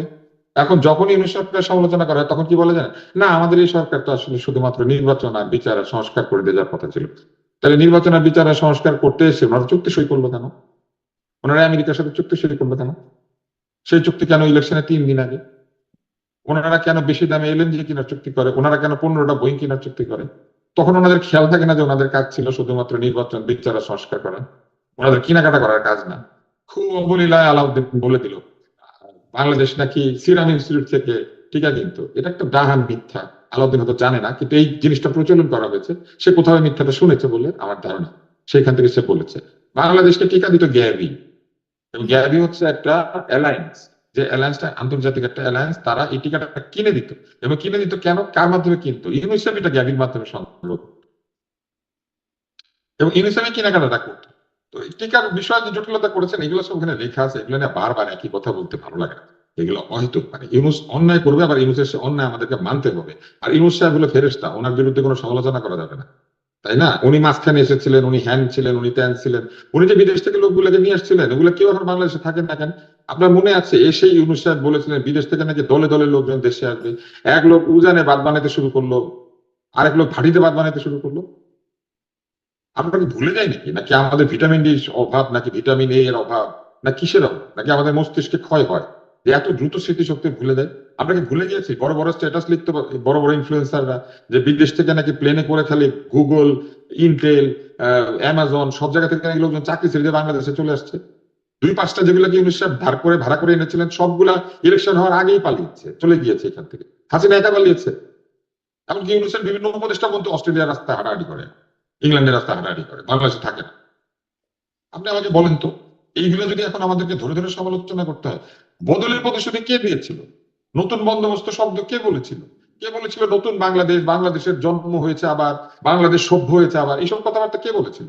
ইউনূস সাহেব নিজের মুখে বলেছেন। একদিন বলেছেন আজকে বাংলাদেশের জন্ম, আরেকদিন বলেছেন বাংলাদেশের লোকজন আজকে সভ্য হইলো, জুলাই সনদ যেদিন সাইন করেছে। তো এইসব কথা বলবে আর তারপরে তাকে মনে করে দেওয়া যাবে না যে আপনি এইসব উল্টাপাল্টা কথা বলেছিলেন? আমরা দেখি পান থেকে চুন খসলে একটা কথা আরেকটা বললে পরে একেবারে মানুষ ঝাঁপিয়ে পড়ে দেখি একেবারে। আর ইউনূস সাহেব মনে যা ইচ্ছা তাই বলে গেলেন, তাকে কিছু বলা যাবে না। একটা লোক দেশ চালাতে এসে দুদিন পর বলে আমি কিন্তু থাকবো না, কাকে বলে? নাহিদকে বলে। অনিবন্ধিত একটা রাজনৈতিক দলের সদস্যদেরকে নিয়ে উনি বেড়াতে গিয়েছিলেন আমেরিকা, সেখানে তাদেরকে ডিম খেতে বাধ্য করেছেন। আবার সেই অনিবন্ধিত রাজনৈতিক দলের একজন সদস্য ফিরে এসে বনিবনা না হয় ওই দলই ছেড়ে দিয়েছেন। উনির সাথে এসব করেছেন। ওনার প্রেস সচিব একটা দল তৈরি হওয়ার আগে বলে দিয়েছেন ভবিষ্যতে প্রধানমন্ত্রী নাকি ওই ওই দলের সভাপতি হচ্ছেন। এগুলো কি ছিল? খুবই বিরক্ত হয় আজকাল, আমি বিরক্ত হয়ে যাই আসলে কথাবার্তা বলতে গেলে। এগুলো যদি বারবার মনে করিয়ে দিই তার একই কথা বারবার বলতে হয়। টিকা সংগ্রহের ব্যর্থতা না, কোনো অসুবিধা নাই, ওনারা ব্যর্থ হইতেই পারে। ওনারা যে দেশের আইন শৃঙ্খলাকে মবের শাসনে পরিণত করেছিল হইতেই পারে। মানুষ ভাত খাবে, ভাত খাওয়ার পর পিটায় মারা হবে, হইতেই পারে। মানুষের গায়ে জীবন্ত মানুষের শরীরে অগ্নি সংযোগ করা হবে দীপু দাসের গায়ে, হ্যাঁ হতেই পারে, তাই না? এর একই কথা আমাদেরকে বারবার মনে করা দিতে হবে। 18 মাসের যে কয়েকদিন, দিনে দিনে প্রত্যেক দিন বলা যাবে। ওনারা একটা মিথ্যা কথা বলে 22 আন্দোলন নাকি ওনাদের হয়েছিল ওনাদের সময়। কোথায় 22 আন্দোলন হয়েছিল? তালিকা করুক না। শহীদের হিসাবের তালিকাটা পর্যন্ত ফাইনাল করে যাইতে পারে। এবং এখনো জুলাইতে যারা আহত নিহত হয়েছে তাদের পরিবাররা এসে হাউতাশ করছে যে তাদের চিকিৎসা ঠিক মতো হয়নি। করেছেটা কি? ওরা স্বাস্থ্য উপদেষ্টা মাইলস্টোনে আগুন ধরেছে বিমান পড়ে গিয়ে, সেই শিশুদেরকে দেখতে দেয় নাই। এগুলো কোনো অসুবিধা নেই, ওনারা সব পারে, ওনারা যা করে সব জায়েজ, ওনারা যা করে সব ভালো। ওনার প্রেস উপদেষ্টা এখন, প্রেস সচিব এখনো বলে বেড়ায় ইউনূস সাহেবদের সরকারের কোনো ভুল নাই। তো যার ভুল নাই তাকে নিয়ে তো কষ্ট করা দরকার কি? আসেন তাকে বললাম একটা মূর্তি বানায়, আমরা মূর্তি বানায় তার সামনে প্রসাদ দিয়ে আসি। জি, অনেক কিছুরই তো দায় মুক্তি হয়েছে, মানে এটারও একটা এখানেও দায় মুক্তি হচ্ছে কিনা, কারণ আসলে এই বিষয়গুলো কয়েকদিন আগে একটা টকশোর মধ্যে ওনার প্রেস সচিব আমাকে গল্প শোনায় যে থানা আক্রমণ হয়েছে নাকি 5 তারিখ থেকে 8 তারিখের মধ্যে, তখন ইউনূস সাহেব ক্ষমতায় ছিল না। তাহলে ইউনূস সাহেব ক্ষমতায় ছিল না, তারপরে বলে এটার জন্য আমাদের কোনো দায় দায়িত্ব নাই। খুব ভালো কথা, দায় দায়িত্ব নাই। তাহলে উনি দায় দায়িত্ব ছিল না, কারা আক্রমণ করলো তাহলে বিচার হওয়া উচিত ছিল, উনি তো বিচার করে নাই। তো উনার সময় যে অপরাধ হয় নাই সেই অপরাধের বিচার উনি করে না। উনি শুধু হাসিনার অপরাধের বিচার করে আর ওই আমলের বিচার করে। খুব ভালো কথা, বিচার হবেই তো, হইতেই হবে। কিন্তু প্রশ্নটা হচ্ছে ওনার সময় কোনো অন্যায় হয়ে থাকলে বিচারটা করবে কে? এবং এখন যে এই সরকারও তো তা করলো না, ডাক্তার আব্দুল নূর সাহেব। এই সরকারও তো তাদেরকে সেই দায় মুক্তিটাই কন্টিনিউ করছে, বা এই যে বিষয়গুলো নিয়ে এত সমালোচনা করছেন, সেটাই আমি বলেছি যে নানান কিছু কাজে বদলায় ব্যর্থতা না, হতে পারে। কিছু বদলায় না। আমি সেটাই বলেছি যে কোনো কিছু বদলায় না, এটা আমার কথা না, এটা মির্জা ফখরুল ইসলাম আলমগীরের কথা। মির্জা ফখরুল ইসলাম আলমগীর নিজে বলেছেন কোনো কিছু বদলায় না, আমি ওনার কথাটাই রিপিট করেছি। এবং এখন আপনি আমাকে বলেন, এখন যখন এই তর্ক চালু হয়েছে, তর্ক হচ্ছে, এই তর্কের মধ্যে যুক্তি হিসেবে কি আসছে? যুক্তি হিসেবে কিছুই আসছে না। যুক্তি হিসেবে এটা আসছে ইউনূস সাহেবের কিছু বলা যাবে না, দোষ হলো বিএনপি আর আওয়ামী লীগের। আমার কথা হচ্ছে ভিন্ন। আমার কথা হচ্ছে বিএনপি এবং আওয়ামী লীগ আগে শাসন করেছে, তাদের নানান ব্যর্থতা আছে। একটু আগে আলাউদ্দিন এই কথাটাই বললো যে রাজনীতিবিদদের অনেক ব্যর্থতা আছে। তাহলে রাজনীতিবিদদের এত ব্যর্থতা মোচন করার দায়িত্বটা কে নিয়েছিল? তো যিনি নিয়েছিল তিনি রাজনীতিবিদদের মতোই আচরণ করলেন, আর রাজনীতিবিদদের মতেই আরো ঘেটে দিয়ে চলে গেলেন পুরো ব্যাপারটাকে। আর তদবিরের কথা যদি আপনি বলেন, ইউনূস সাহেবের সময় দলীয়করণ যে হয়েছে, এজাজকে নিয়োগ করার জন্য আসিফ মাহমুদ সজীব ভুইয়া চিঠি লেখে নাই? এজাজের জন্য তদবির করে নাই? এই তদবির দলীয়করণ না? শুধু জামাত আর বিএনপির দোষ দিচ্ছে। এনসিপি নিজে ঘোরাঘুরি করে নাই সচিবালয়ে? উমামা ফাতেমার ছবি নাই সিসি ক্যামেরায়? উমা ফাতেমার কি কাজ ছিল সচিবালয়ের ভিতরে? 5ই আগস্টের আগে কতবার সে সচিবালয় গিয়েছে, আর 5ই আগস্টের পরে কতবার গিয়েছে? স্বাস্থ্য অধিদপ্তরে ব্রিফকেস নিয়ে কারা ঢুকতো প্রত্যেকদিন সকালবেলা? সিসি ক্যামেরা ফুটেজ চেক করেন, এগুলো জিজ্ঞেস করলে মানে এগুলোতে ভাই আমরা ওখানে বসে থেকে দেখছি, আমার ছবি পাবেন। স্বাস্থ্য অধিদপ্তরে আমি ঢুকেছি গত ইউনূস সরকারের সময়, কোন সরকারি দপ্তরের মধ্যে ঢুকেছি, ছবি পাবেন? আমার ছবি পাবেন? আপনার ছবি পাবো না। তাহলে কেন ওই ছবি আমাদেরকে আপনি সমর্থন করছেন? কেন সমর্থন? এখানে এটা এবার আসেন আমি শেষ করি আর এরপরে শেষ করেন, কারণ আমার অনুষ্ঠানটা শেষ কথা মাঝখানে যাই নাই। কিন্তু এবার আসেন, এখন আমরা বিএনপি সরকারকে যেই অভিযোগগুলি করছি, একই অভিযোগ কিন্তু ইউনূসের বিরুদ্ধে আছে, হাসিনার বিরুদ্ধে আছে। আমি এই জন্য বিএনপি সরকারকে দায় মুক্তি দিচ্ছি না, কিন্তু প্রবলেমটা হচ্ছে আপনি দেখবেন এনসিপি এবং জামাত বিএনপির সমালোচনা করতে চায় এবং শেখ হাসিনার সমালোচনা করতে চায়, আওয়ামী লীগের লোকজন ইউনূসের সমালোচনা করতে চায় এবং বিএনপির সমালোচনা করতে চায়, কিন্তু কেউ এটা বলেন না যে আমরা অধিকাংশ খারাপ কাজকে জারি রেখেছি, খারাপ কাজগুলোকে দূর করি নাই, ঘুষ বন্ধ করি নাই, দুর্নীতি বন্ধ করি নাই, তদবির বন্ধ করি নাই। জি, ওটা আমার বন্ধ করি প্রশ্নটা নাই, ঠিক ঘূর্ণিঝড় এইখানেই বন্ধ ছিল, করি নাই। ঠিক এইখানেই ছিল যে খারাপ কাজগুলো বন্ধ হয় নাই, কিন্তু দু একটা যেটা কিন্তু কাজের সেই কাজ খারাপ হতে পারতো কাজগুলো সেখানে এবার আসেন, বদলে দেওয়া হবে। আওয়ামী লীগ কখনো বলে নাই যে আমি খারাপ কাজ করিব না। আওয়ামী লীগ তার খারাপ কাজের লোকের সাথে বসে বসে আরো খারাপ কাজের একটা সমিতি তৈরি করেছে। হুম, বিএনপিও একটা পুরনো রাজনৈতিক দল, সেখানে প্রচুর পুরনো রাজনীতিবিদরা আছে এবং তারাও তাদের এই পুরনো রাজনীতি থেকে বের হয়ে আসছে না। প্রধানমন্ত্রী অনেক চেষ্টা করছেন, কিন্তু সবাইকে উনি বের করে আনতে পারেন না, সেটা প্রমাণিত। বিভিন্ন জায়গায় চাঁদাবাজি করে, এটা করে সেটা করে করছে, হয়তো কমানোর চেষ্টা চলছে। আমরা সরকারকে 5 বছর টাইম দিতে চাই, 5 বছরের মধ্যে আমরা দেখবো। তারপরে আলাউদ্দিনই বলেছে যে সব লেখা থাকবে, জনগণ ভোট দিবে, সব তো লেখা থাকবে, বিএনপি কি করেছে করে নাই, মোটামুটি হবে, এটা তো আমরা আশা করতে পারি। কিন্তু ঠিক। যারা ক্ষমতা এসে বললো যে আমরা বাংলাদেশকে জবের বন্যা বহায় দিব, আমরা বাংলাদেশকে দুর্নীতি মুক্ত করে ফেলবো, আমরা সকল কুকাজের বিচার করব, আমরা বাংলাদেশের অর্থনীতিকে পুনরুদ্ধার করব, তারা দুনিয়ার মিশা কথার একটা এনসাইক্লোপিডিয়া বানিয়ে রেখে চলে গেল, জাতির জীবন থেকে 2 বছর নষ্ট করলো। হুম। এবং এই নষ্ট এখন করার আর যে সেই 2 বছর সমালোচনা, নিয়ে সেটা করা বলে যাবে খুব বেশি আর কিছু উদ্ধার করা যাবে না। ফলে আমি না, একটু উদ্ধার সামনে করা আলাউদ্দিন যাবে মাহমুদের 100 কাছ বার, থেকে 100 বার উদ্ধার করা যাবে, কারণ এইসব লোকের বিচার দাবি করতো আমরা। এই প্রতারণার তো আমরা বিচার চাই। এই কার জুলাই কাছে চান? আন্দোলনের সঙ্গে এটা প্রতারণা হয় নাই, কার জুলাই কাছে চান শহীদদের বিচার? সাথে এটা প্রতারণা হয় নাই।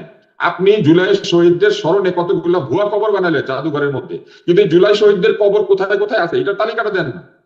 বিচার সেই কার কাছে তালিকাটা চান করেছেন? ডাক্তার আব্দুল তুষার? সেই কবরগুলি বাধাই করেছেন নাকি সেখানে একটা ফুল গাছ লাগিয়েছেন? জুলাই শহীদদের কবরে গিয়ে একটা ফুল গাছ লাগান নাই, একদিন আগরবাতি বিচার কার জ্বালান। কাছে চান? তো জুলাই বিক্রি করলো কারা? জুলাইয়ের চেতনা বেচে কারা? এই জাদুঘরটার মধ্যে অর্ধেক জিনিস হচ্ছে ভুয়া। এই ভুয়া জিনিস দিয়ে জাদুঘর বানানো হচ্ছে। যে সত্যিকারের জুলাই শহীদদের কবর যেখানে যেখানে আছে সেগুলো চিহ্নিত করেন না, সেখানে গিয়ে মানুষ ধন্যবাদ ডাক্তার আব্দুল মানুষ তুষার। একদম আমার সময় শেষ হয়ে অনেক দূর এগিয়ে গেছে। অনেক ধন্যবাদ আপনাকে আলাউদ্দিন মাহমুদ। একদম আপনার সাথে একদম শেষ মুহূর্তে এই প্রশ্নটা করি যে আপনারা বলছেন একটু ভিন্ন বিষয় প্রশ্নটা, যে তারেক রহমান মানে শেখ হাসিনাকে প্রত্যর্পণের আগে তারেক রহমানের মাননীয় প্রধানমন্ত্রীর ভারত সফর করা যাবে না, এই কথাটি আজকে নাহিদ ইসলামের মুখ থেকে শুনছিলাম। মানে শেখ হাসিনার প্রত্যর্পণের সাথে এই বিষয়টি এভাবে জড়িত কেন? এটাই তো আমাদের কথা। শেখ হাসিনার প্রত্যর্পণের সাথে আপনার বাংলাদেশের দ্বিপাক্ষিক সম্পর্ক কেন যুক্ত হবে? শেখ হাসিনার প্রত্যর্পণ তো আগে, দ্বিপাক্ষিক সম্পর্কে গঠিত হতে পারবো না। আমি শেখ হাসিনাকে রাখবো, অস্থিতিশীল করবো, উস্কানি দিব এবং আমি এটা কমাবো, তুমি এসে সফর করে যাও, এটা তো হতে পারে না। এটা খুব স্বাভাবিক ধরুন। শেখ হাসিনা, আওয়ামী লীগ, তার বাংলাদেশের রাজনীতিতে ইন্টারফারেন্স, এটা তো দ্বিপাক্ষিক সম্পর্কের কোনো ভিত্তি না, এলিমেন্ট না। আমাদেরকে এটাকে দেশে এক একমাত্র মাসের সমস্যা কিভাবে শেখ হাসিনাই? দ্বিপাক্ষিক সম্পর্ক করবেন না? মানে শেখ আমি বলছি হাসিনাকে ফেরত একমাত্র দেওয়া, সমস্যা কি? শেখ হাসিনাকে ফেরত দেওয়া হলো যে ইন্ডিয়ার পক্ষ থেকে বাংলাদেশের সাথে সম্পর্ক পুনর্নির্মাণ করা একটা বিশেষ বার্তা, একটা জেস্টার। এই জেস্টারটা তো বাংলাদেশ পেতে পারি, এটা না যদি সেই পেলে আপনি চেষ্টাটা না দেখায়, মানে এটা তো আসলে আমাদের উপর নির্ভরশীল না ভারতের উপর, এই চেষ্টাটা যদি না দেখায় ভারত, তাহলে কি আমরা আমাদের অন্যান্য স্বার্থের জায়গাগুলোতে আগাতে পারবো না? গঙ্গা চুক্তির অন্যান্য মেয়াদ শেষ হতে স্বার্থের যাচ্ছে জায়গায় এবছর আগাবে, ডিসেম্বরে, অন্যান্য হবে না? স্বার্থের জায়গায় আগাবে। বাট আপনি একটা বিষয়, দ্বিপাক্ষিক সফর হলো একটা বন্ধুত্বপূর্ণ সফর, যে কোনো দেশেই। বা আমেরিকার সাথে আমাদের সম্পর্ক আছে, কিন্তু আমেরিকার প্রেসিডেন্ট তো আমাদেরকে গত ট্রাম্প ইয়ার পরে, ক্লিন্টনের পরে আমাদেরকে সফর করে নাই। সম্পর্ক তো নাইতা হয়ে যায় নাই, উষ্ণ সম্পর্ক। সফরটা হলো যে সম্পর্ক উষ্ণতা নির্ধারণ করে। মানে আমাকে কেন সম্পর্ক উষ্ণ করতে হবে যখন ওরা আমাকে প্রতিনিয়ত অস্থিতিশীল করার চেষ্টা করছে? আমার দাগী অপরাধীকে তারা আশ্রয় দিয়ে সেখান থেকে সংবাদ সম্মেলন করে দেশের ভিতরে কাও সৃষ্টি করছে, এটা খুব স্বাভাবিক না? আমি সম্পর্ক তুষার শীতলতর ভাইয়ের করে কি অনেক আমরা কথা আমাদের জবাব স্বার্থ দিব না, উদ্ধার কারণ করতে পারবো? মিথ্যাচারের কোনো জবাব হয় না। তুষার ভাই যেটা বলছেন, জাদুঘর থেকে শুরু করে, কবর থেকে শুরু করে, স্থানীয় সরকার মন্ত্রণালয় চেষ্টা করেছে অনেকেরই কবর বাধাই করে দেওয়ার, বেশিরভাগ আপনার। এবং যদি মনে হয় তারও পাশাপাশি যেই ব্যক্তিবর্গের কথা বলছেন, কারোর বিরুদ্ধে সুস্পষ্ট অভিযোগ থাকলে বিচারের দাবি জানানো উচিত। যদি যেমন আমি বললাম না যে আমি তো খুব ফ্রেন্ডলি বললাম যে আমার তো ছবি নেই, এরকম অনেকেরই ছবি নেই, বাট রাজনীতি করছে। কিন্তু আপনি যে যখন একটা গোষ্ঠীকে আপনি দায়বদ্ধ করেন, তখন তো আমাকেও আপনি সামহাও ওই গোষ্ঠীর মধ্যে ফেলে দিলেন, এটা তো হয় না আসলে। আমরা যখন আপনি বলছি যদি তাকে ডিজোন না করেন তো আপনাকেও তো টানবে, মানে আপনার দলের বাকিদেরকে যদি ডিজোন না করে তাহলে আপনাকেও তো তার মধ্যে আমি টানবে ডিজাইন দলগত। করবো কিভাবে? আপনার রাষ্ট্রের, আপনার এখানে এজেন্সি আছে, এখানে আপনার বিচার আছে, আপনি বিচার আওতায় আনবেন না? ধরেন আপনি কোন নেতৃত্ব, যেমন আপনি যেটা বললেন এজাজ সাহেবের কথা, অধ্যাদেশ করা হয়েছে, অধ্যাদেশ করার পর এজাজ সাহেবকে নিয়োগ দেওয়া হয়েছে। সেই অধ্যাদেশের পরে এজাজ সাহেবকে নিয়োগ দেওয়ার পর বিএনপি বলেছে আর কোনো নিয়োগ দেওয়া যাবে না, অন্তর্বর্তী সরকার আর কোনো প্রশাসক নিয়োগ দেয় নাই। কিন্তু সেই অধ্যাদেশের বলে বিএনপি আসার পর প্রথম কাজ করেছে, সব নিয়োগ দিয়ে দিয়েছে। বিষয়টা হলো অন্তর্বর্তীকালীন সরকার যদি ডিসাইসিভ হতে পারতো তাহলে হয়তো অনেক কিছু করা যেত। আমি দেখছি অন্তর্বর্তীকালীন সরকার না ঘরকা না ঘাটকা, রাজনীতিবিদদের মানে কথাও রাখতেছে, আবার নিজের মতো কাজ করতেছে। একটা দোলাচলে পড়ে দেখা যায় সে তার পারফরমেন্স অনেক ক্ষতি করেছে। কিন্তু যে বিষয়গুলো, যেমন তুষার ভাই আসলে জবাব, প্রতিটা কথার জবাব দেওয়া যায়, কিন্তু প্রতিটা, যেমন তুষার ভাই আরেক জায়গায় গিয়ে বলতেছে যে আসিফ মাহমুদের বন্দুকটা কই গেল, আপনি এবং উনি যেটা বলতেছে ট্যাক্স না দিলে আসলে বন্দুক রাখা যায় না, পিস্তল রাখা যায় না, কে বলছে? আপনার বিশেষ গুরুত্বপূর্ণ ব্যবস্থায় যে কোনো আপনার বিশেষ নাগরিকের নিরাপত্তার জন্য ইয়ে রাখা যায়। রাজনীতিবিদরা সবাইকে 3 বছর ট্যাক্স দেয়। আমি একসময় ব্যবসা করতাম, এখনো ব্যবসা করি, আমার একসময় ইয়ে ছিল নিরাপত্তার জন্য পিস্তল। পরপর 3 বছর আপনার একটা লিমিটেড কোম্পানির প্রফিট করতে হবে, কিন্তু আপনি যখন অডিটে কিন্তু কখনোই কোনো বড় বড় কোম্পানির বেশিরভাগ প্রফিট দেখায় না। খুবই আপনার অনেক জটিল বিষয় আছে, কিন্তু জি, বিশেষ আলাউদ্দিন গ্রাউন্ডে মোহাম্মদ, আপনার নিরাপত্তা সকল থাকতে বিষয়ের পারে। উত্তর এই অনুষ্ঠানেই দিয়ে আসা না, সম্ভব আমি হবে না, উত্তর মানে দিচ্ছি না, বাট বিষয়টা হলো যে এই যে আপনার সিনিয়র মানুষ, আমার বড় ভাই, সম্মানিত ভাই, এইভাবে মিথ্যাচার করলে, এইভাবে যদি আপনি সব তথ্যকে ডিস্টর্ট করে, আপনি বলেন জুলাই জাদুঘরের অর্ধেক ভুয়া, আপনি বলেন কোন জায়গাটা ভুয়া বলেন, আপনার প্রতীকী মানে কবরস্থান কবরগুলোর করছে, কথা এটা তিনি ভুয়া? মানে বিশেষ না করে না, বলছিলেন। আপনি ডাক্তার দেখেন আব্দুল লতিফ সাহেব, আপনাকে দেখতে পাচ্ছি না। সিম্বলিক কোনো কিছু ভুয়া বলতে পারবেন? পৃথিবীর আপনার সব স্কাল্পচার সিম্বলিক, পৃথিবীর সব জাদুঘর কিউরেশন বেশিরভাগগুলো সিম্বলিক, আপনি ভুয়াটা বলছেন কোন জায়গায়? আপনার এই যে আপনার কোশ্চেন করা, আপনার এগুলোর ভিতরে তো আপনার অনেকগুলো জায়গায় আপনার ব্যাক এন্ডের যে ইনফরমেশন সেগুলোর মোটিভ তো ভালো না। আপনি জুলাই জাদুঘর প্রথম বলতেছেন এত বড় জায়গা নেই, কেন জাদুঘর করছে? আরে ভাই, জাদুঘর হবে, জাদুঘর আজকের হবে, মতো আপনার শেষ বড় করতে জায়গায়, হবে। এখন বলতেছেন অর্ধেক ভুয়া, আপনি প্রমাণ করেন অর্ধেক ভুয়া। আমি অনেয়ারে বলবো জুলাই জাদুঘরকে আপনি প্রমাণ করেন ভুয়া অর্ধেক, এবং আমি বলবো তারেক রহমান সরকারকে বলবো এটা ইনভেস্টিগেট করেন। যদি ভুয়া হয়, কোনো ভুয়া জিনিসের আসলে এইভাবে আপনার প্রদর্শনী চলতে পারে না। জি, আলাউদ্দিন মোহাম্মদ, অনেক ধন্যবাদ আপনাকে। ডাক্তার আব্দুল লতিফ সাহেব, আপনাকে ভিডিওতে শেষ মুহূর্তে পাচ্ছি না। জি, ধন্যবাদ ডাক্তার আব্দুল লতিফ সাহেব, আপনাকেও ধন্যবাদ। ধন্যবাদ আপনাদের দুজনকে। দর্শক এতক্ষণ সাথে থাকবার জন্য ধন্যবাদ। আজকের মতো শেষ করছি। আইবিটিভি এর নিয়মিত আয়োজন রাজনীতির এপিঠ ওপিঠ।